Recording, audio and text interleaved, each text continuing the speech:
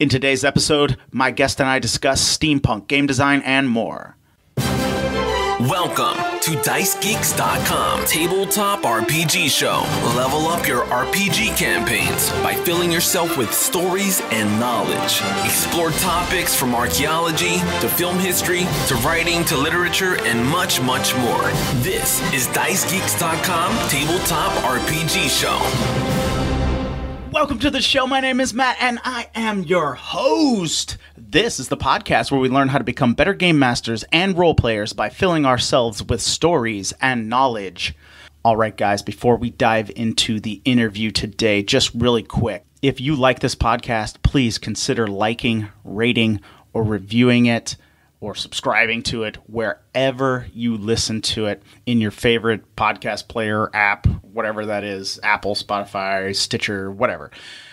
Those things really help the podcast, and I would greatly appreciate it. Also, if you have the means, you can support the show financially on Patreon. Just go to patreon.com/dicegeeks. You will see that I have some goals and some levels of support. So for just $1 a month, you can help me keep interviewing awesome game designers, writers, filmmakers, and more. All right, guys, here's today's interview. My guest today is the lead designer for Parlor Gaming, Jake Paul. Jake, welcome to the show. Thanks, Matt. Excited. Yeah, absolutely. I am pumped to talk to you too. How were you first introduced to, I think, the best hobby in the world, which is tabletop role-playing games? So my very first time I was introduced was there was a high school. My high school had a club that lasted like 2 weeks, and I didn't get to play. But when I went to college, there was a club that started. It was like it went on for 3 weeks, and I got to make a character. And then the club canceled. So when I came back for winter break, two of my best friends, Sky and Dylan, got me to play D&D 3.5 for the first time ever. And I loved it. I played the most basic half-orc fighter because I just wanted to play a half-orc fighter because that's what I made the first 2 times. Had a blast with it. And it just kind of exploded from there. Yeah. So your first introduction was 3.5? Yep, 3.5, and then I played for about 2 years straight, and then I stopped playing for a while because everyone moved on to college, other things, life gets in the way. Met a couple of friends from the Renaissance Festival who were playing Exalted. I don't know if you're going to play one of the I think it was a White Wolf game or Onyx Path game, Exalted, which is like all giant anime fantasy superheroes, basically. No, I've never played that one, but I've certainly heard about it. Yeah, I played 2nd edition Exalted, played some of the Darkness. I played a zombie game called All Flesh Must Be Eaten, which was the first game I ever actually ran. Mm-hmm. And since then it became like D&D 4th edition, 5th edition, and then I wound up working for Parlor. Yeah, that's interesting. So, I guess you said, All Flesh Must Be Eaten was the first game that you ran. So then when you were introduced to D&D, you just played exclusively, right? Yeah, I never actually got to run a game until All Flesh Must Be Eaten because the group was missing like 3 players. And I kind of joked that I'd really love to run a game sometime. And we had 3 or 4 people there. And I did the thing I would never suggest anyone's the first time running to do. I improv'd an entire game. And it was just a zombie game. I just wrote up a map, and the system for All Flesh Must Be Eaten was really simple. I think it was made by, it's a D10 system, basically. Mm-hmm. Just single D10, just roll it and go. And they have other dice you can use, but I used just the D10 version of it. But it was a lot of fun. And I think it's Eden Studios who makes it, or made it. I don't even know if they're still around now. But I ran that, had a blast, wound up running a campaign for like 6 months where the players ran across the United States during the zombie apocalypse. They wound up getting zombie powers of their own, and then eventually the campaign petered off because of schedules. And then that's kind of where the love of running stuck. Yeah, that's it. And then the campaign petered out, said all game masters everywhere. That's usually what happens. Yeah, that's really cool though. But why do you say you wouldn't recommend a first time game master improving the whole session? I should say I don't necessarily not recommend it. I much more, if you don't know what you want to do, improving something for the first time when it's a bunch of experienced players is really easy because they're very friendly and very much like, let's go. If it's the right group. If you're doing like first time running a game without a outline even, it can be really hard and feel like you're not sure what you want to do. I got lucky that I've been a performer since I was 10, basically doing theater and Renaissance Festival and all these things that I could just kind of improv and go. I also read the system for like an hour before I ran. So I was lucky that it was a simple system. Yeah. Because, as you may know, I wrote a little book called The No Prep Game Master, and I kind of advocate for the idea of going with less and less prep and letting the dice tell the story and some things like that. But I know exactly what you're saying when you said if you have experienced players, because sometimes new players are still kind of like the deer in the headlights, right? Yeah, that's the biggest thing I think I find. And also, I love your books, by the way. I got to use your books recently in a campaign I was running. It was the best thing ever. Oh, that's awesome. I have random tables 1 through 4, and I need to buy more of them because they're great. Thanks. But yeah, the having new players can be really rough. I think if you're a new DM or a new narrator, game master, whatever word you want to use for it. I also loved it, and my partner actually ran their first D&D campaign for me for a one-on-one campaign because they really wanted to play it and try it out. And I was like, hey, if you want to try it, just run a one-on-one campaign for me. I've been running a one-on-one for them, and they did it and they loved it. The idea was just pirates because I love pirates, and they improv'd an entire world in like the span of 8 hours for me while we were hanging out, just relaxing. So you can do it. It's more of, you got to have the right people, because if you have those, I at least as a DM and game master, I love when I have a group that's excited to be their character or know what they want to do, because it makes it so much easier for me to just run and improv things. Yeah. And that is always, kind of interesting. I always think if the players are very active, then the game master can just react to what the players are doing. That's one of my favorite things to do, is just react to what they do. I've had players who go, I want to try this weird thing. Like, you know what? Let's roll the dice and see what happens. Yeah, absolutely. Because I think I don't know. I think there's a lot of emphasis. Sometimes we talk a lot about what game masters can do to run better games, and I think that's I think there's some merit in that, of course, but a lot of the times we don't mention what players can do to have the game go better. Like if you have a player that is bought into the system, they love the character, and they have, some background and world hooks and some, and this will to just make decisions and kind of just roll with it and go. I mean, more than half of the game master's job is done then, right? You can just sit back, react to what they're doing, and throw them complications as they just kind of run along this, whatever they're doing, right? Oh yeah. I think my friend Robert had the best terminology for it was, it's cooperative storytelling. Mm-hmm. And that term just made it click in my head, where it's not me versus them. It's not them versus this big bad monster. It's just a story that you all get to tell together. Kind of like when we were kids playing make believe, and you got to just go, and then this happened, and then this happened, and then this happens, and then this happens. It's the same idea. We're just older and, well, hopefully more creative. Yeah. And it is interesting, because like we're saying, the game master is not the only storyteller at the table, right? The players are storytellers as well. And I'm sure you've probably heard of what people call like the Matt Mercer effect, where new players or people who are, introduced now to Dungeons & Dragons expect their, dungeon master or game master to run games just like Matt Mercer.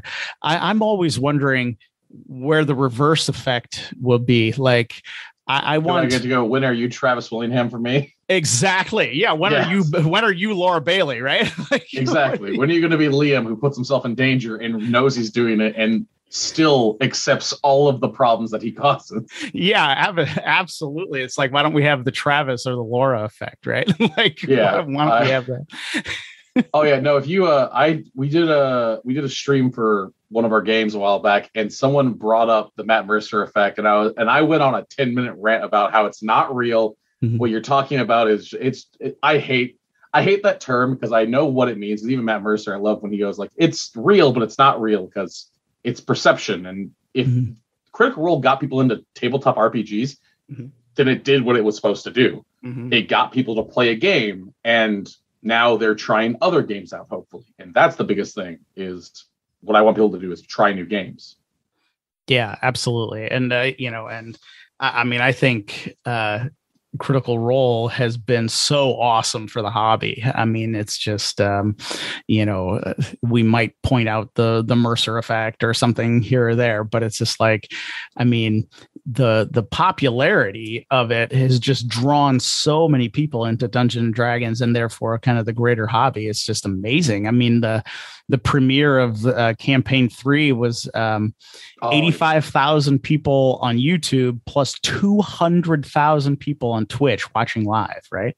Like, I mean, 285,000 people watching. I mean, that's getting close to like a TV show, right? I mean, they are making a TV show now too. Yeah, they are, absolutely. Which again, that's amazing. I love the fact that you can look back and see like, oh man, look at that. They're on like crappy microphones, bad webcams, and now they're in this massive dream studio. And it's not meant to be like, this is where everyone's going to get. It's meant to be like, that's the dream right there. And some people achieved it. So we can strive to, not get that, but get closer than we would have otherwise. Yeah. I mean, it's just amazing. I think it's just awesome, and if it brings more attention to Dungeons and Dragons, it brings more attention to tabletop role playing games. Obviously positive attention, I guess. If it brings then I'm totally positive for it. Doesn't matter. Yeah, but listen, the negative attention was already there. Yeah. We're just trying to get the positive to override it now. Yeah, and you're absolutely right. I mean, back when I was a kid, there was a lot of negative attention, although that helped the popularity as well. So I don't know. It's like, there's no bad press, I guess, or whatever people say sometimes. Oh God, that it works there. Because then we have that weird balance where it's like, I was bullied for this, so now I don't like that it's popular. But that's the good thing. It's popular now. We can all be nerds together. It's like comic books. We can nerd out together. Yeah. And I mean, I just love it too. I mean, we're recording now that at a time when the new Dune movie premiered. It's just like when something like that goes kind of almost mainstream because of the nonstop marketing for it. It's just awesome because it's just like, well, yeah, I like Dune when I read it when I was, 20 years old, and I loved it years ago. And it's just like, now that more people are discovering it, awesome. More lore, man, more stuff to play with. You don't have to like everything. There's just new stuff. Yeah. And it's just awesome. And I think sometimes I'm getting on a little tangent, but I think the geeks have won, don't you? I think the geeks and the nerds have like won, right? See, I think it's almost more like, I don't even want to say it's won, because I feel like that puts the wrong connotation, because that's that weird connotation where it's like, oh man, I think it's more of, you're allowed to be a geek, you're allowed to be a jock, you're allowed to be whatever.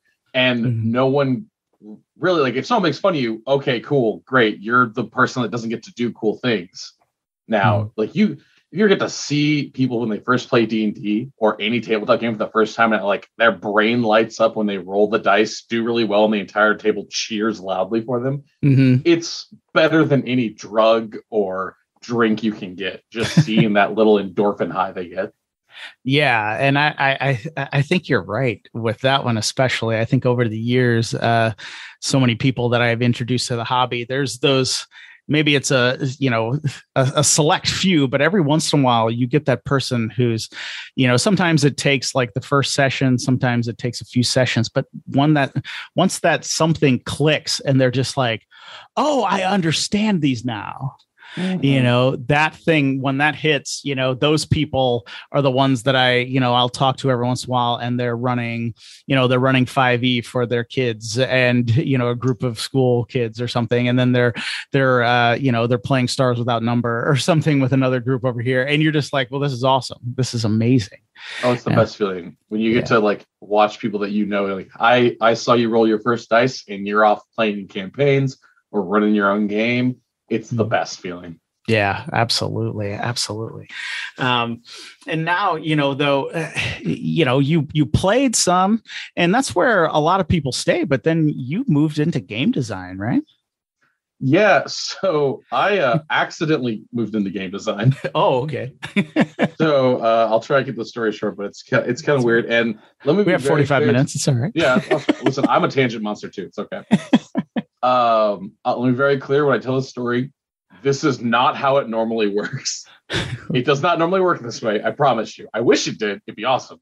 Mm-hmm. I found Tephra, the steampunk role-playing game, which is a game that Parlor originally made, formerly Correct Monocle. But I found it because I really wanted to introduce a steampunk setting into my D&D world / another system I was playing with, which was, again, in Eden Studios, that All Flesh Must Be Eaten, that had a D20 system. Mm-hmm. I was kind of making my own version of it because I really wanted to play with just airships and floating islands.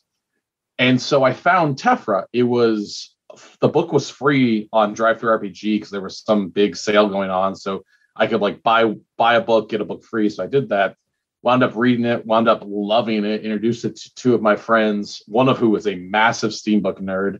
The other one is just a big tabletop nerd. And I ran like a mini session for the two of them, and they loved it. And that turned into us running a big, massive group. And it just kind of exploded into me buying all of the books from DriveThruRPG. And then kind of noticing on their website, it said, hey, if you have questions, email us. We'll happily answer them. And there was a typo in the book that confused me. So I emailed them and asked them about it. And I got a message back within like 2 or 3 days from Daniel, who is the owner and my now boss, that said, oh, here's what it's meant to be. Sorry about that. We'll get that fixed. I went, oh, okay, cool. And then like 3 months later, I like had an idea, but I didn't really have anyone to talk to that played Tephra outside of the game group I was in, because it was a small game at the time, as far as I knew. Turns out in Austin, it's a massive game. I didn't know that at the time because I'm from Kansas City. But I emailed them again. I was like, hey, I have this idea for a monster. I wanted to see if it actually worked in the system. And sent them an email. Like 3 weeks went by. I didn't hear back from them. And I had another question. I was like, I don't really want to be that annoying person, but I'll just send them the email real quick. And worst case scenario, I don't hear back from them. Shot them an email. Like 3 hours afterwards, I'd asked like 6 questions because I was like trying to finish this one thing. And I asked like complete questions, did my best to make sure it wasn't me just like pestering them. And Daniel emailed me back saying, hey, these are really great questions. I'm in a meeting right now. Can I send you to a Facebook group that can probably answer these questions? I'm like, oh, perfect. I know this Facebook group. So I clicked the link. I'm in the middle of a coffee shop having coffee with my mom because he emailed me back. I'm like, cool. And I clicked on the link real quick because we were getting food. And it said, Parlor Development Team, closed private group. In my head, I'm like, I messaged him, am I supposed to be here? I think you sent me the wrong link. And he goes, no. And he introduced me to like the group that was there. And it was really cool. I met Daniel. I met Victor Helton, who's one of the artists for Retroscape, and both very good friends of mine. And there was like a kind of a large team that was basically kind of people who floated in and out. And Daniel said, you asked really good questions that I don't have the correct answer to. So I wanted you to come in because you asked good questions. And that's how I got a job at Parlor. Was I asked really good questions that the creator went, I don't have a way to answer that yet. And I kind of started writing some stuff and wound up kicking it off. And the team eventually kind of shrunk down to basically me, Daniel, Victor, and eventually Kristen, who became our social media person and also just general editor. And so now it's kind of us 4 floating, though I'm the lead right now since I'm the one that's able to actively do it, since it's my job. My real world jobs are a little bit easier. Well, that's incredible. And I think it does speak to kind of the nature of the tabletop role-playing game industry, that outside of, 2 or 3 major games, it's still small enough that, you can get through to people and talk to, people who actually really create the games and things like that. Oh, yeah. Well, because we actually have a Discord for that reason. I know we have Facebook and Reddit and all that, and I try really hard to stay on top of those, but man, it's hard to stay on top of those when you're trying to do 6 other things at once. But the Discord, if I can't answer or Daniel can't answer, someone else might have an answer. And if the answer is close enough, we're like, that's good enough, sure. And we'll try and polish up later. If it's like very wrong, like, hey, real quick, here it is, because we can kind of like watch it and see it go. But it lets the community kind of build itself in a way that's constructive. And it lets us also see how they're building. So we go, all right, cool. Let's just trim off this one little toxic thing and send it away. The rest are doing good. Let's go. Mm-hmm. Yeah. Yeah. And I don't know. I'm just still trying to get my head around that you emailed them and then you became the lead designer or whatever. But to be fair, the lead designer was the lead designer was a recent thing. This was about 5 years ago when I emailed them. The lead designer is within the last few months. Daniel is an amazing boss and has worked himself to the bone making Parlor work, but is needing some time off. So also with all this crazy pandemic stuff that's been going on, his job has been crazy. So basically, I kind of took over Parlor's main stuff. I'm doing conventions. I'm doing the lead writing. I've taken over the Patreon to the point where it's what pays me now. So the more we do, the more the Patreon does better, the more I can devote time to projects in Parlor. Yeah. Wow. That's something else. And I'm just wondering, do you think kind of the progression from game master to designer is a pretty easy one? I think it depends. If you know what you want to do, yes, it's very easy. It's also one of the most infuriating things when you're like, I know I can make this better. I know I can make this better. And you have to remind yourself, there's 10 other things you have to work on, get through them all first, and then come back and polish it. But I don't know. I've had people come up and say, yeah, I'm making my own game. And they'll tell me about it. And I not to like bash on anything, and I never want to be negative on stuff. There's a difference between making your own campaign setting for D20 system and making an entire new system. Both are hard in their own regards, because one involves having to write a bunch of lore that's captivating and interesting, that fits atop of skin that already exists, or a skeleton that already exists. And the other one is you have nothing but endless possibilities, and you need to figure out what your skeleton is going to be. So I don't know if there's a good way to like say what the transition was. It worked for me because my brain loves numbers and systems, and I love seeing how things can get built together, but also be fun at the same time. Yeah. No, that's interesting. And I just find it's, usually a lot of game masters end up tinkering a bit, Yes. With house rules and things like that. Obviously, a lot don't take the step to become a, full-fledged designer, but there does seem to be, if you've played for, I will say, probably more than a decade or so, you start to tinker with, systems and rules and figure out things that work at your table, that either simplify things or move things along or add a certain flavor that your players, that your group wants. Right. Oh, yeah. I still play D&D 5e. I still run my one-on-one campaign with my partner. My partner runs one-on-one campaign with me. I run some group games, and like we have a homebrew rules that when we have a new player come in, I always preface it with, all right, here's our rule. This is just the homebrew rule that we run. It's not in the book, just so you know. And I try and make sure I install like, it's not a normal rule. Some people will not like it. Some people will never heard of it. Some people won't use it at all. But this is what we do, just so you know what the difference is. And I try and make sure that's marked out for people. Like one of my favorite ones is intelligence is the dump stat of all D&D players, I find, unless you're playing a wizard. Mm-hmm. Yeah. So I came up with an idea where if you have a +1 to your intelligence, whatever your intelligence plus is, at character creation, you either get an additional language or an additional tool based on what your bonus is. just to give them something, because it was a nice way to go, oh, cool, I'm smart, so I have more languages. Awesome. No, that's pretty interesting. But I mean, you're right. Everybody except the wizard dumps on them. Yeah. And I guess Artificer, and if you're going to get like specific, the Blood Hunter and what is it? The Rogue and the Fighter subclasses. Yeah. Eldritch Knight, he wants some intelligence in there, I guess. But no, that's interesting. Now, you were talking about Tephra, and you had mentioned steampunk, that is a steampunk RPG. Why don't you tell us a little bit more about Tephra and kind of the system behind it and them? Sure. So to preface this, I did not make Tephra. I didn't write Tephra. Tephra was around for, I think it's just reached like the decade mark within the last year or two, or maybe it was this year. But I was a fan. I found it, joined into it, but it was started by Daniel and some of his college friends, and it is a single D12 system. Okay. So that's all you need to actually play it, is a single D12.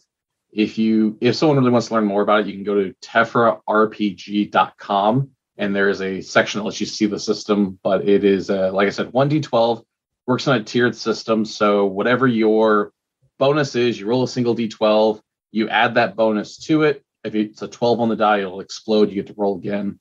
And then based on how well you rolled, you can get anywhere from tier 1 to 4. And that'll be your results for the thing that it's happening. Okay.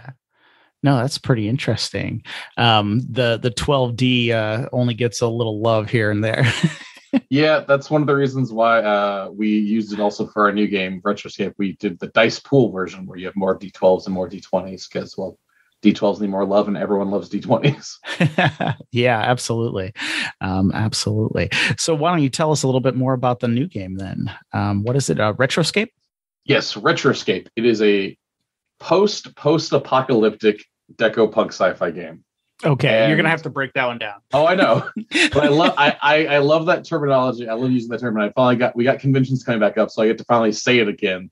Actually, when I said that originally to Don Rucker from Crit Monkey, Ty was like 10 feet from me talking to a customer, and was just slowly looking over, trying to talk to the customer and trying to listen to me explain it because I heard post-apocalyptic. But so in the late 22nd century, World War III takes place. Sounds way too real right now, I know. It didn't sound that real when we started writing it. Yeah. But it's World War III takes place. Technology's in this like immense golden era where there is nanobots and chemical warfares of unheard of things, like making lycanthropy-like diseases, things like that level of technology. So World War III takes place. Technology destroys the world, basically, except for a part of the world called Delphi.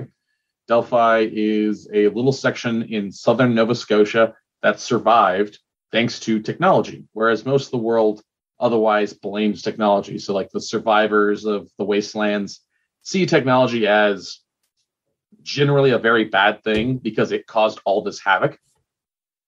But it's been 80 years since World War III, also known as the War of Eden. And now you're in this kind of electro swing, jazz, deco, or art deco era where you're coming out of Delphi. People are exploring more. It's that just fresh out of the Depression era, but you have all this technology. So now you have people running around with flapper dresses and giant cybernetic rocket arms. You know, that kind of style. Yeah. Oh yeah, it sounds awesome. Oh, it's great when people see people will look at the poster and they'll like see the really pretty Tephra poster, like, oh, steampunk airships, and they'll look over at the one next door, and I'll see people like tilt their head like they're trying to process what they're looking at when they see a big, massive hot rod with a woman in front of it in a flapper dress and a like feather boa with a giant cybernetic arm just leaning all cockily.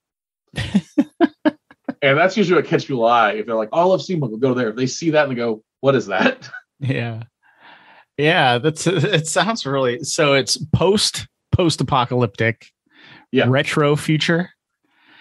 I usually like that 1920s to 1950s style is what we pull a lot of. If you ever saw the old Batman animated series, like the original one with Harley Quinn was introduced. Yeah, of course. That Gotham is a huge inspiration when you think of like Deco Noir.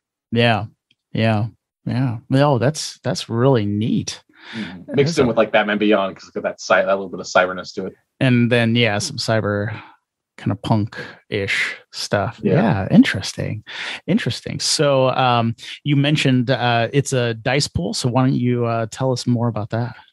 Sure. So we have 5 attributes: brawn, dexterity, intellect, social, and wisdom. Very similar to how Tephra had 5 as well, but we changed up a little bit. But your attribute points. So if you have a 3 in brawn, you will be rolling 3 dice, which will normally be 3 d12s. So then you'll roll your 3 d12s, compare each one to the target number. Let's say you're trying to lift up the car that's fallen on your friend. You're going to roll your 3 d12s, trying to lift it up. The target number is 10 for all skill checks. 1 success, you lift it up just enough for them to scurry out. They might get hurt a little bit. 2 successes, you lift it up, they get out fine, no issue. 3 successes, you move that car off them, nothing, no damage at all. But that's the basic of the system. Then you can upgrade them using skills and your combat score. So if you have an athletics of 1 and a brawn of 3, you're rolling 3 d12s, but that athletics of 1 upgrades one of your d12s into a d20. So now you're rolling 2 d12s, 1 d20, still target number of 10. Oh, gotcha. Yeah. So the basic skill number is target number 10. The only time that'll change is when you're doing defense. If you're attacking someone's defense could be as low as a 2 to as high as a 20. Based on what they've done to make their character and what level they are, things like that. Okay. So there are levels? Yeah. It's levels 1 through 12. We have 9 classes that we call labs. Tephra originally was a build your own class system. So with brand new players, when you went, hey, here's 100 specialties, build whatever you want, they'd get deer in the headlights look and not know what to do. So with Retroscape, we wanted to kind of make it easier with that, a little bit like just that class line of, all right, cool, I really want to play a melee style character. Well, go choose a Scent who takes monster DNA and splices their own body for science. Now you can get giant claws, massive maws, have razor tail or a tongue with a blade on the end of it. And then you can kind of still customize very easily inside of it, make it as simple or as complicated as you want. And that's a sense, I'd almost call a Scent the mild version of our labs because they're the most straightforward of monster DNA in my body. Easy enough.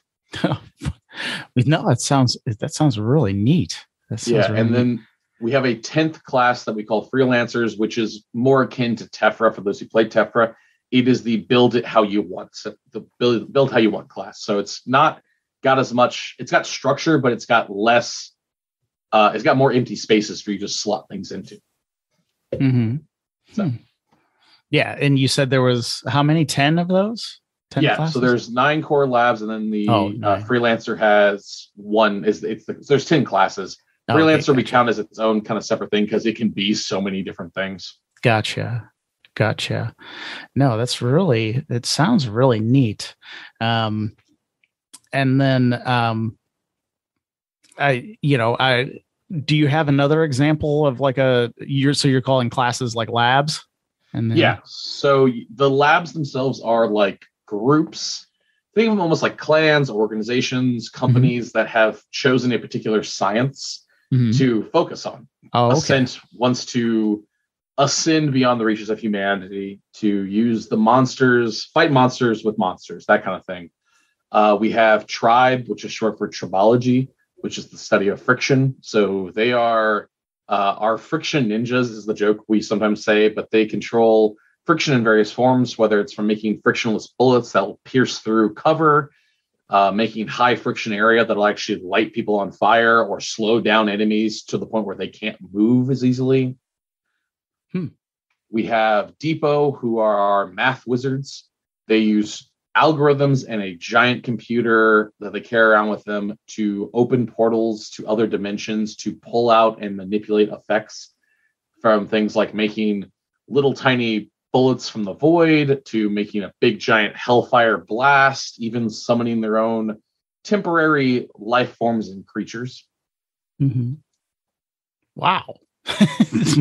Wow. Yeah, and there's a lot of fun stuff in there. Yeah. And it's all free online to check out because we won't be able to play test. It's all free online? Yeah. So at retroscaperpg.com, you can find all the open playtest docs. You can find our Discord. You can join in, run games. I will occasionally run games on Discord. I haven't gotten to as much recently, but I'm trying to get back into it. Mm-hmm. It's all free online, though. We want people to play test it. There's no NDA, none of that stuff. It's just we want people to try it out, give us feedback. We do have a PDF you can buy if you want like a fancy version of it. Mm-hmm. I believe it's $5 online, or if you join our Patreon for $5.50, you can get it for free, quote unquote free. Mm-hmm. You also get an adventure every month in that tier as well. And if you really want to buy the book, you can get it at conventions. We don't do print on demand as much anymore, though we do have a tier that lets you get it as well. It's mostly just the more people buy those, the more artwork we can buy, the easier it is to pay the writers, the editors, all that stuff. Yeah, absolutely. Absolutely. And goodness knows, writers and game designers would like to get some fruits of their labor, because they deserve food too. Yes, they do. Absolutely. Speaking as somebody who needs food myself, I totally understand that. No, it sounds really interesting. And I'm wondering now, are you the lead designer on Retroscape? Yeah, so I'm the lead designer on Retroscape. Technically, I'm Parlor's lead designer, developer, just lead in general right now since I'm doing conventions. But I'm the lead designer on Retroscape. If you ask me, I'll say me and Daniel wrote the book 50-50. Mm-hmm. And I say 40-40 because we had people like obviously put in some help and whatnot, like editing, things like that. And if you ask Daniel, in one of the playtest books, I can't remember if it's the first version or the second version we printed off, you'll see the back, like one of the back pages has a note that I didn't know was in there. That's from Daniel to me, basically saying, this wouldn't have happened without you. So his joke is I wrote 90% of it. Oh. I refuse to admit that ever. All right. Well, then I'm wondering about the system then. What inspired you to kind of use that type of system? So the original version of Retroscape was designed by Daniel. Mm-hmm. Which he wanted to use D12s and D20s. And the original idea was you would add the attribute and skill together. Mm-hmm. So if I had a 3 brawn and a 3 athletics, I would then have a 6, which means I would go, all right, I have 5 D12s, and now I get to upgrade one of those D12s into a D20. That's a lot of math. Mm-hmm. So instead, we eventually kind of went into this, what if we did attributes for the dice pool and skills just upgraded them? And that's been, I honestly don't know what caused it. If you, at some point, we'll post like the weird Discord conversations we've had at like 2 a.m, just texting back and forth going, all right, this, and like we say something and then both of us go, wait, let's do this, and goes on like a 6-day bender of just typing up this idea, getting it polished up, getting it cleaned up, and then us going, all right, Daniel handles lore, I'll go through every single doc and start updating the system. Which that's one of the things I'm doing slowly over the course of winter now, since we've somehow made it to winter 2021 and not realized it. I have to update the system because we did change the system since the last book came out to that target number 10 for skill checks thing, because it makes it just easier for narrators and game masters. Uh-huh. Yeah. Well, that's interesting. So you've set the target number then kind of at 10? Yeah. Instead of the game master having to, which I think probably most DMs and GMs are familiar with, we have to decide whether it's a 5 or a 10 or a 15 or a 25 or whatever. Exactly. Which, you know, when you're starting out, it's like, okay, get an idea. But then when you're like, well, do I make it a 7? Do I make it an 8? Do I make it a 9? And then also how many successes? So that turned into, you had 2 variables, which meant that you had to figure out how difficult is it and how complex is it at the same time, which when you're brand new to narrating, the kind of goal we had for Retroscape is if you're brand new to running or playing, you can pick it up within like 1 or 2 sessions real easy. Mm-hmm. Yeah. So yeah, it turned into target number 10 round up. Mathematically, just worked perfectly because technically, if you to get on 5d20s, if you roll to get 10 or above on each of them, is the same mathematically as rolling a natural 20 in D&D. Oh, okay. Yeah, Daniel has like a whole thing. I keep telling him he needs to write up like what he did because I think the math nerds of tabletop RPGs would love to know what that math is. Mm-hmm. Yeah, they would. They certainly would. Oh, yeah. Yeah, I am not a math nerd, so I would almost say I'm a design math nerd. Not like I want to know the exact ratio and exact like chances. I just want to know, how do I make this number work with all these numbers in a way that's even and like scales well? Yeah. That's really interesting. So then when so you set the target number at 10, and then you're saying, so like if you roll, like you said, 3d12s or whatever, so you need 10s on those, right? Yeah. To get a success, like one success or whatever, right? Yeah. Generally one success will succeed barely. Mm-hmm. Okay. And then so I was going to ask then, does it have like a narrative component where you succeed, but you could also have some negatives, kind of like some of the Fantasy Flight games or Doctor Who or something like that? So we have a little note that's in there. It's kind of like you can add some stuff to it. There's nothing built in the system like, hey, if it's hard and they get one success, you have to punish them. But I have like a little note, and I do that a lot for demos. If like one of my classic demos is basically, all right, you fight this ghoul. Awesome. As it dies, it knocks over a lantern. Suddenly the building's on fire. Oh my God. How do you want to get out? Mm-hmm. And people will try and Kool-Aid man out the door. They'll jump out the window. And I'm like, all right, cool. And if they get like one success on the roll, they get out because that's the goal. You never want to just stop someone from succeeding, but they might take some damage from going through the window. Mm-hmm.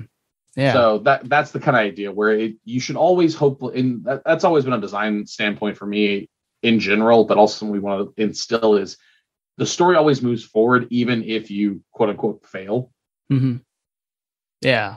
No, that's interesting. And, I find that interesting, to that kind of element in gaming was something totally unknown to me when I was a teenager or even really in my early 20s. But seeing now some of the way game design is kind of moving, it's really fascinating. Of course, then, we'll notice that, I'll remember back to different times and being like, oh, I was doing that. I started kind of doing that at some point, but there was just no mechanic for it, or it wasn't talked about really. Yeah. It's very interesting to see like how many golden rules exist in people's heads that aren't in books. Yeah. But I love when I see like, oh, people are doing this. I'm like, that's what I love to see at tabletop game stuff. Yeah, it's always weird things. Like, I mean, technically flanking doesn't really exist in D&D 5e. Like it's not in the core system, but people remember it from 3.5 or 4e and will ask about it. So you can like still technically use it if the DM wants to, but it's not in the book by any means. Yeah. I think there's other things like session zeros. Like you hear people talk about session zeros. I mean, well, that was just called making characters back, back in the day or whatever.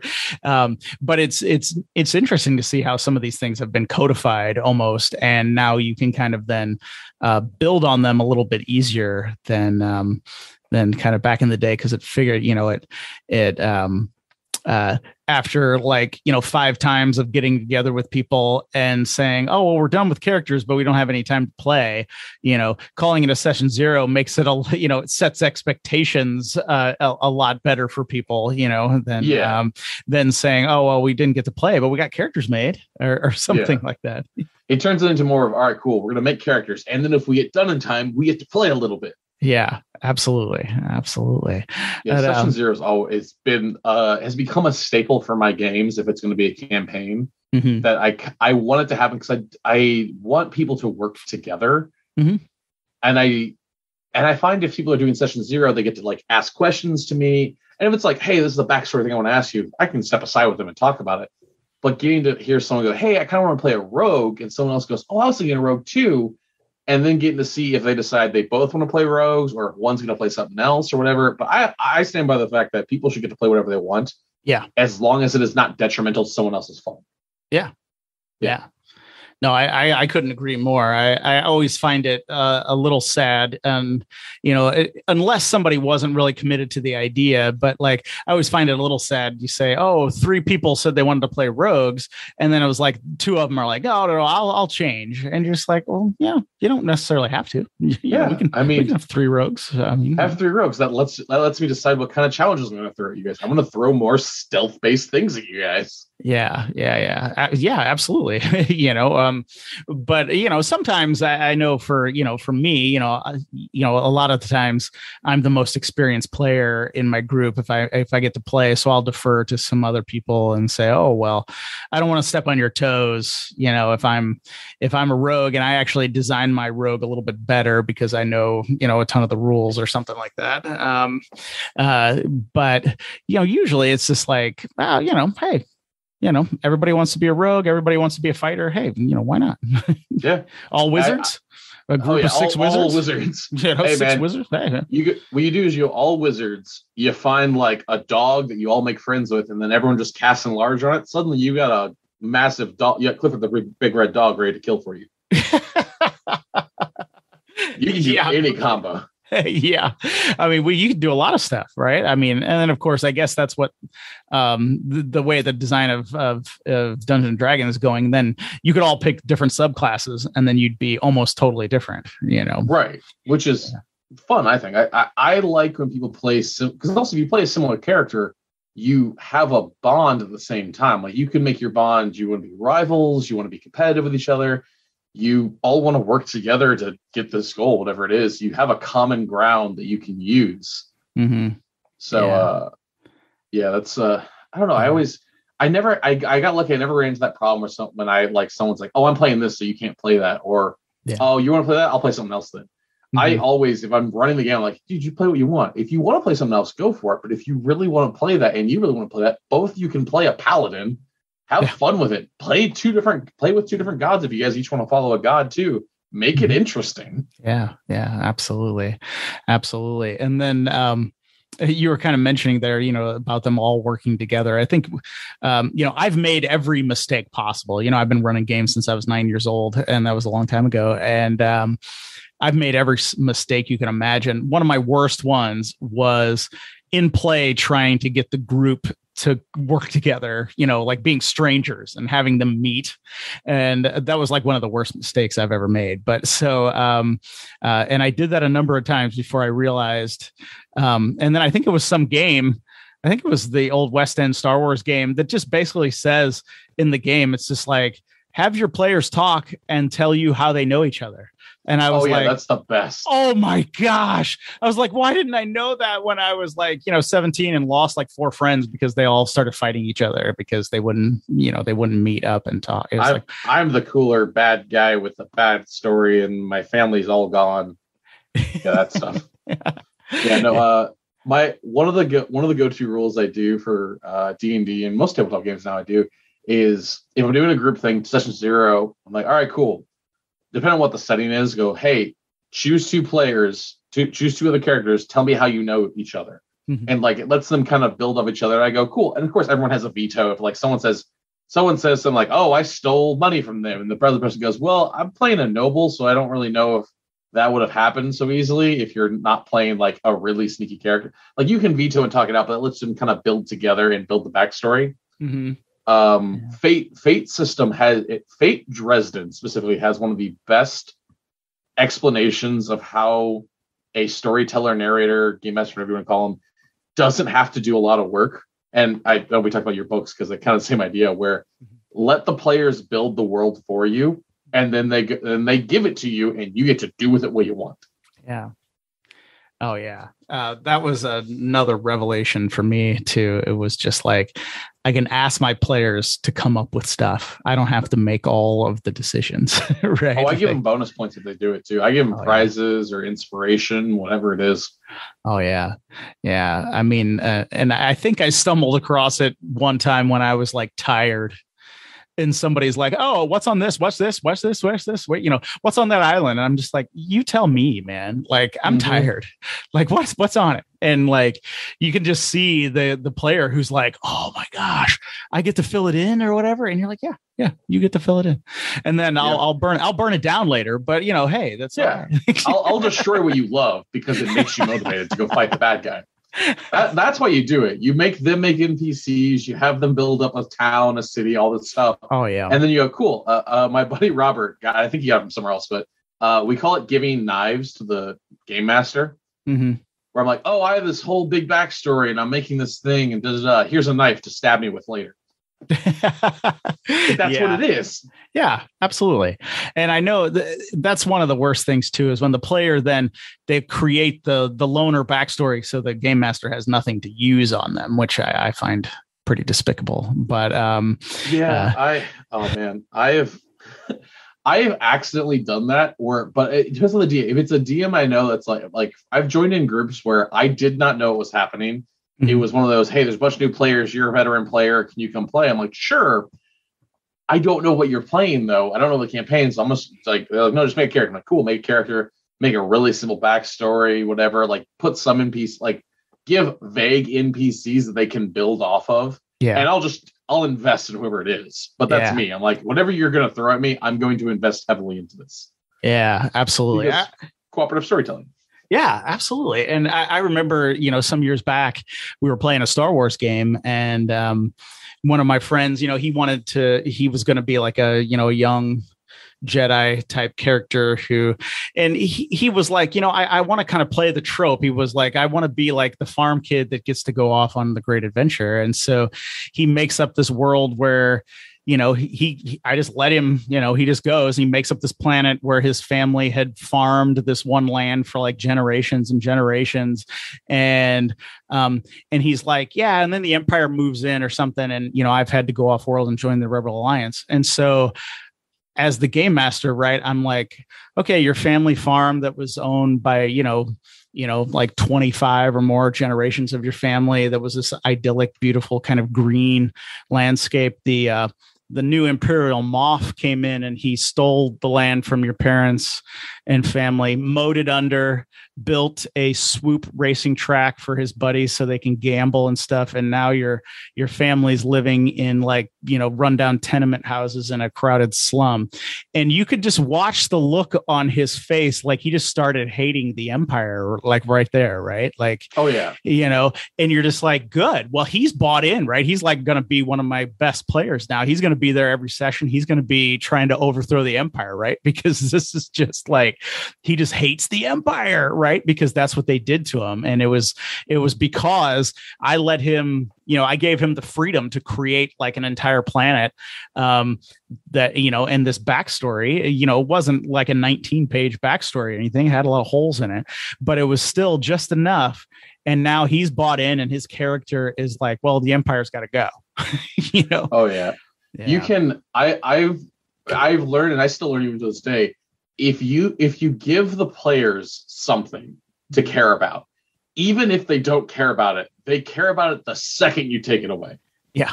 And I have a great a group I'm running right now. The campaign's called No More Heroes. Basically, no one really wanted to play like a good hero. They don't want to play like a super evil. They're all just playing like very much in a world where you have to protect yourself and survive on your own. If you make friends, cool. But, it's the world's bad. The world sucks where it is. Mm-hmm. But they made friends of the Dryad that they technically caused to lose all of her powers because anti-wish spell took place. She lost all her powers except for being a very basic Dryad.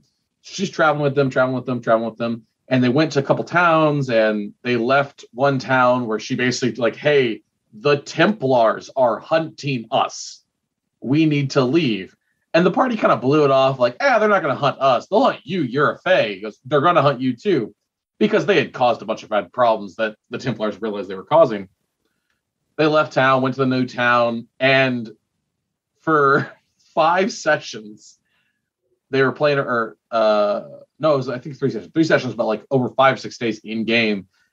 I kept mentioning, you don't see your Dryad friend, Mortis. You don't see them. Like every morning and every evening, I mentioned it in game as we went, and I kept marking down how many days I mentioned it in game and how many sessions. And finally, they realize they're being spied on by the Templars, and they out loud, while seeing the little scrying bubble go, "The Templars are spying on us." And I'm like, why would you say that out loud when you know they're watching you? All right. So that starts off this whole thing where the Templars are going to just basically Nova this entire city. And they do. And they're all running away. And as they get on the boat, one person like kind of goes, "Wait, what happened to Mortis?" And they was like, "Oh, she's probably fine. She probably ran away a long time ago." You know, she kept telling us that she wanted to leave. I'm like, yeah. And as you sail away, you see the pinned to a tree form of your friend that you left behind and never searched for as it gets engulfed in this Nova. And that was the moment that I saw the players like have that little like shake moment. And they kind of like afterwards, they were laughing. And we came back to the session again, like 3 weeks later, because we had to take a bit of a break. And the first thing out of someone's mouth was, "We have to kill these guys. They killed our Dryad."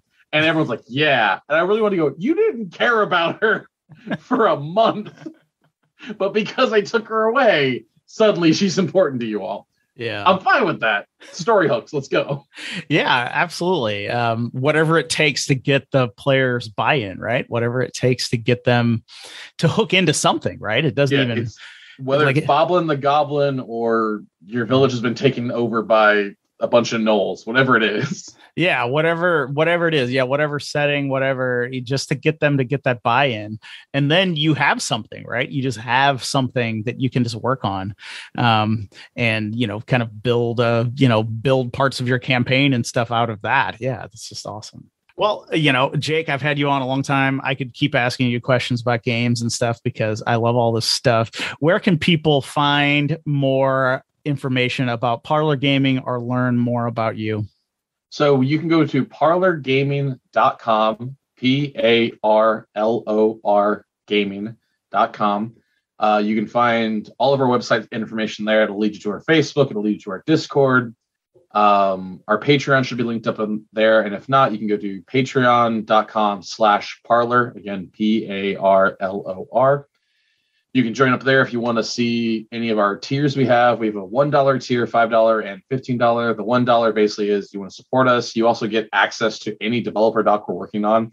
So if you want to see right now what we're working on for Retroscape or any future projects or even any past projects, you can do that for $1.